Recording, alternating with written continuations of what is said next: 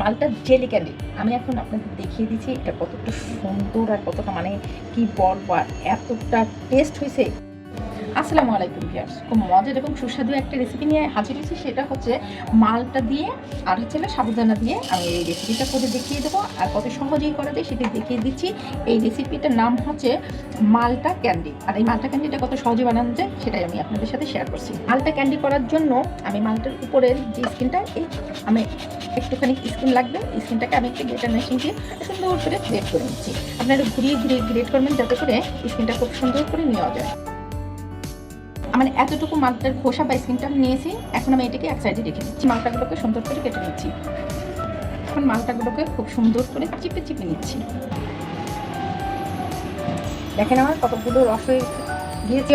আমি ক্যান্ডিটা তৈরি করার জন্য একটা প্যান নিয়েছি, প্যানের ভিতরে মালটা রসটা দিয়েছি। এখানে প্রায় 2 কাপ পরিমাণে মালটার রস হয়েছে।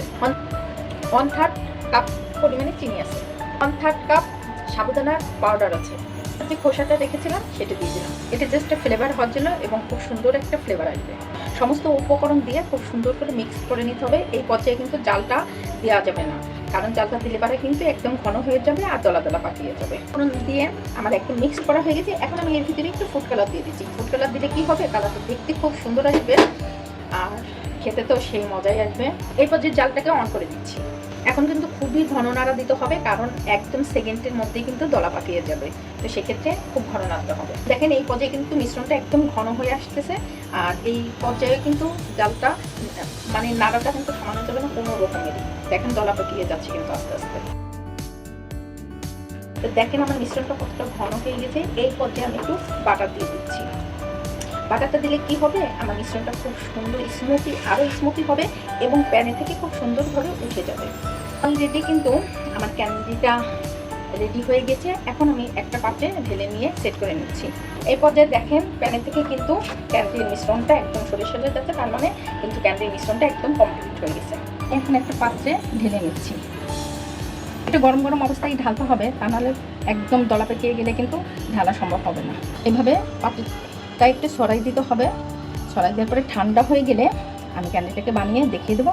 এর ভিতরে আমার বাকি একটা কাজ আছে, সেই কাজটা আমি দেখিয়ে দিচ্ছি। তো আমি এখন ক্যান্ডির উপরে যে মিশ্রণটা দেবো তার জন্য আমি এখানে 1 চামচ চিনি নিয়েছি, 1 চামচ কর্নফ্লাওয়ার নিয়েছি। মিশ্রণটাকে আমি ব্লেন্ড করে নিচ্ছি। আর কর্নফ্লাওয়ারের যে মিশ্রণটা সেটা আমি একটা বলের মধ্যে নিয়ে নিচ্ছি। নিচে এখানে শুকনো নারকেল, সমস্ত মিশ্রণগুলো খুব সুন্দর করে চামচ দিয়ে নেড়ে নিলাম।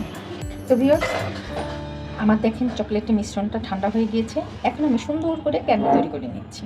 এখন আমি এই ক্যান্ডির ভিতরে এক একটা করে কাজু বাদাম দিচ্ছি। কাজু বাদামটা দিলে খেতে কিন্তু সেই মজা লাগবে। আর এই ক্যান্ডিটা করার ক্ষেত্রে করার সময় হাতে একটুখানি ঘি অথবা একটু বাটার নিয়ে তাতে অনেক সুবিধা আছে। ব্যাস দেখেন ক্যান্ডিটা তৈরি হয়ে গেছে। এখন আমি যে মিশ্রণটা, সেই মিশ্রণের ভিতরে সুন্দর করে দিয়ে দিচ্ছি। দেখেন মিশ্রণের ভিতরে ক্যান্ডিটাকে দিয়ে দিলাম, কতটা সুন্দর। এখন কিন্তু হাতেও লাগছে না। এভাবে করে আমি সমস্ত ক্যান্ডিগুলো তৈরি করে নিচ্ছি। আমি আরেকটা দেখিয়ে দিচ্ছি। আমি আরেকটা দেখিয়ে দিলাম। এভাবে করে আমি সবগুলো ক্যান্ডি তৈরি করে নিচ্ছি। আস্তে আস্তে দেখেন সবগুলো আমার মালটা জেলি ক্যান্ডি। আমি এখন আপনাদের দেখিয়ে দিচ্ছি এটা কতটা সুন্দর আর কতটা মানে কি বলবো, আর এতটা টেস্ট হয়েছে। সহজে আমি ক্যান্ডিগুলো একটু তৈরি করে নিলাম। তো বাসায় একবার জাস্ট এইভাবে করেন, যেহেতু অরেঞ্জ এবং কমলা সারা বছরই থাকে, আর সামনে যেহেতু শীতকাল আসতেছে, আপনি কমলা দিয়েই কিন্তু এই জেলি ক্যান্ডিটা করে নিতে পারেন। তাই কিন্তু সবাই ভালো থাকবেন, সুস্থ থাকবেন। নতুন নতুন কোনো রেসিপি নিয়ে আবার সামনে হাজির হবো। আল্লাহ হাফেজ।